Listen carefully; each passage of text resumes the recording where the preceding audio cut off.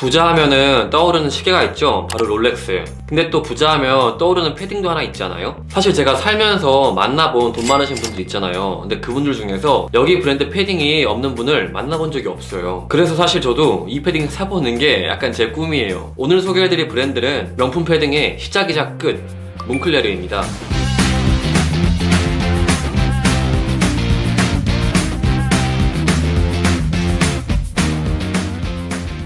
혹시 이 브랜드가 얼마 전에 스톤 아일랜드 인수한 건 알고 있어요?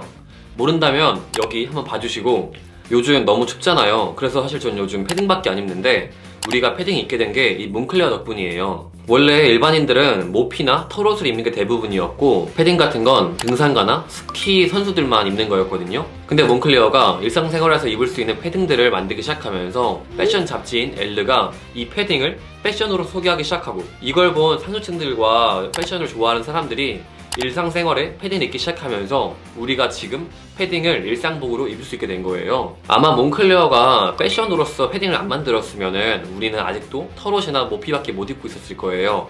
자, 그럼 몽클레어에 대해서 먼저 알아보기 전에 몽클레어 창업자부터 먼저 알아보고 올게요. 사실 몽클레어 역사는 딱 하나로 나뉘어져요. 지금 몽클레어의 회장 레모 루피니가 있냐 없냐. 그래서 레모 루피니가 인수하기 전과 후로 나뉘어서 설명해 드릴게요. 우선 몽클레어의 창립자는 르네 라미옹과 앙드레 뱅상인데요. 르네 라미옹은 프랑스 출신으로 산악장비를 개발하는 발명가였고요. 앙드레 뱅상은 운동용품 유통업자였고 스키 강사였어요. 이 둘은 서로 모르고 지내다가 세계 2차 대전 중에 만나게 되는데요. 이 둘의 직업이 겹치는 부분이 있어서 쉽게 친해지게 돼요. 이때가 거의 100년 전이잖아요. 사실 이때 지금 스키장처럼 곤돌라가 있겠어요? 뭐가 있겠어요? 스키를 타려면 산악장비를 가지고 산을 타고 올라간 다음 그 위에서 스키를 타고 내려올 수밖에 없었는데요. 그렇다 보니까 자연스럽게 산악장비 개발자인 르네 라미옹과 스키 강사인 앙드레 뱅상은 점점 친해지게 되는데, 여기서 또 스키 선수이자 등산가인 리오넬 테라이까지 만나게 되면서 셋이 되게 친해져요. 근데 제가 뒤에서 마저 얘기하겠지만 이 리노엘 테라이가 나중에 몽클레어에 큰 영향을 끼치게 돼요. 아무튼 시간이 지나면서 전쟁이 끝나고 각자 고향으로 돌아가게 되는데요. 솔직히 생각해봐요. 전쟁이 끝났어요. 그러면 뭐 하고 싶겠어요?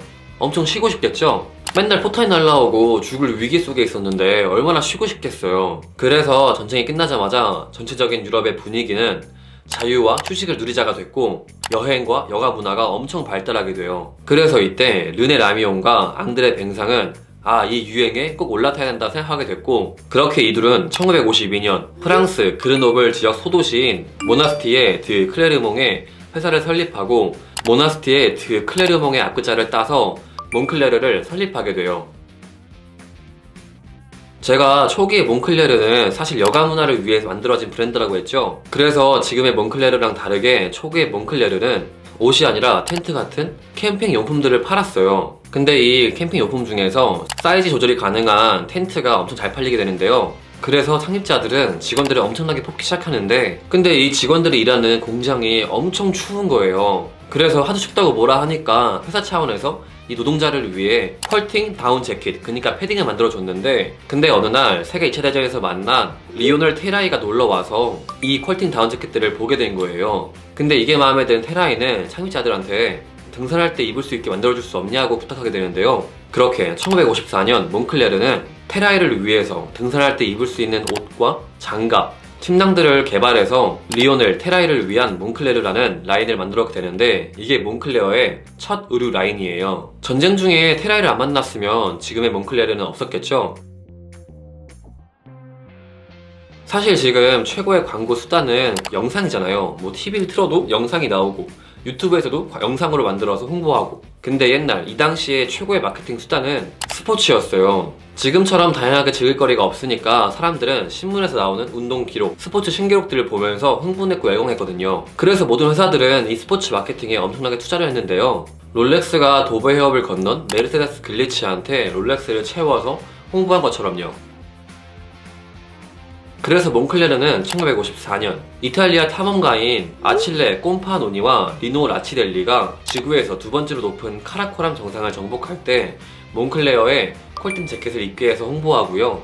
이어서 1955년에는 프랑스 원정대가 세계에서 5번째로 높은 산인 마카르를 정복할 때 몽클레어 컬팅 재킷을 입게 해서 몽클레르는 엄청나게 유명해지게 돼요.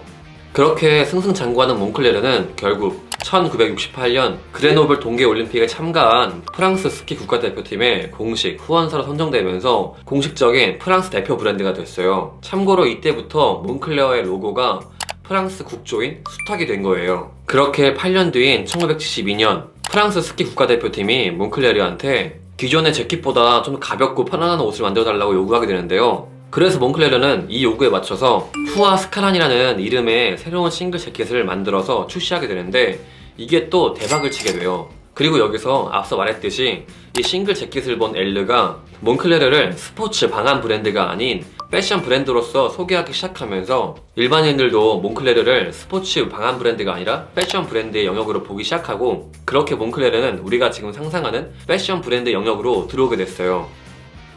그렇게 엘리 덕분에 이미지가 바뀌기 시작한 몽클레르는 상류층들과 옷쟁이들한테 인기를 끌기 시작했고, 점점 유명해지면서 할리우드를 비롯해 세계 유명 인사들까지 몽클레르를 입게 만들었어요.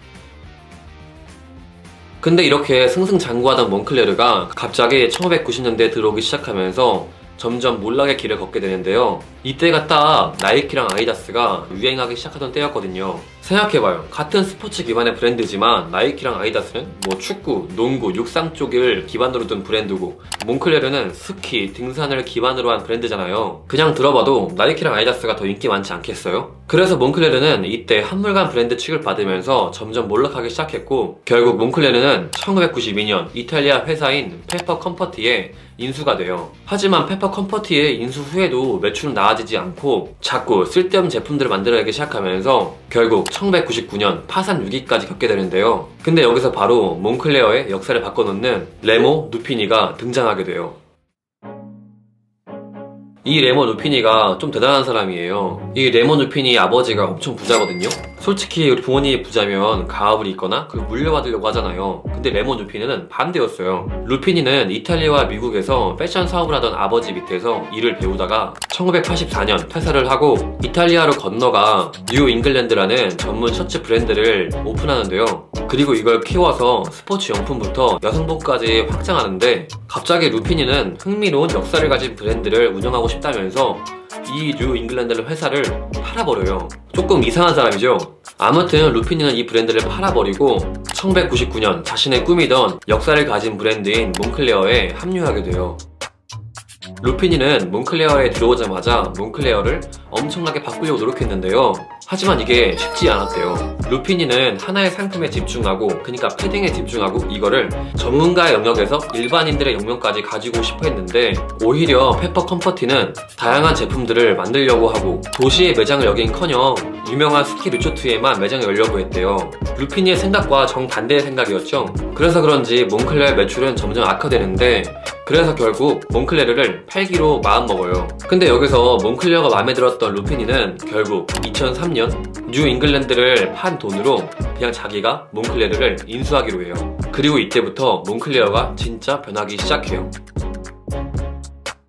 루피니는 딱 세 가지에 집중했어요. 디자인과 품질, 글로벌화, MZ세대에 집중. 루피니는 우선 몽클레어의 미래를 이 퀄팅 자켓, 그러니까 패딩에서 보고 패딩의 디자인과 품질에 집중하기 시작해요. 루피니는 패딩을 도시에서 편하게 입을 수 있게 만들기 시작하고, 남성들이 주로 입던 패딩의 디자인을 바꾸어서 여성용 패딩을 만들고요. 품질 유지를 위해서 오지, 프랑스, 브리타니 남쪽 지방에 서식하는 수컷 거위 털만을 사용해서 생산하고 관리하기 시작해요. 아, 그리고 혹시 하와이 가보셨어요? 하와이 쇼핑센터에 가면 몽클레어 매장이 있는데요.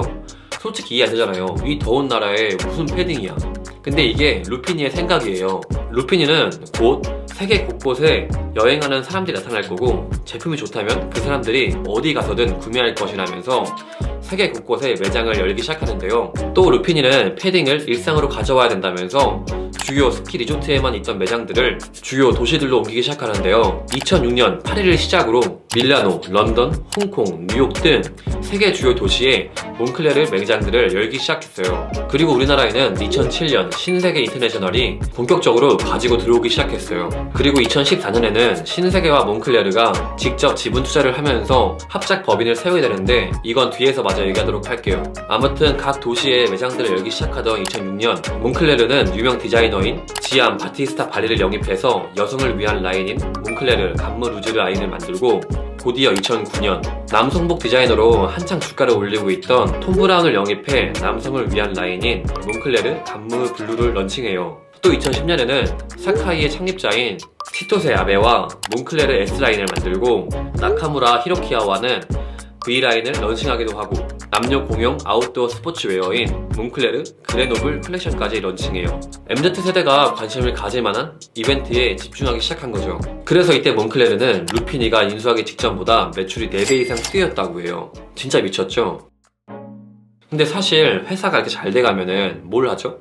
상장을 하죠. 그렇게 몽클레어는 2013년 12월 17일 날 상장을 하게 돼요. 그리고 1년 뒤인 2014년 몽클레르는 신세계 인터내셔널과 합작 법인인 몽클레르 신세계를 설립하고 본격적으로 한국 시장을 타겟하기 시작해요. 그리고 갑자기 2018년 2월 20일 루피니는 몽클레어의 혁신을 선포하면서 주요 매출이던 몽클레르 감무 루즈와 감무 블루 라인을 없애버리고 하나의 하우스, 다양한 목소리라는 슬로건으로 지니어스 프로젝트를 시작해요. 이 지니어스라는 프로젝트는 8명의 디자이너와 콜라보를 해서 8개의 몽클레르를 보여주겠다는 루피니의 생각이었는데요.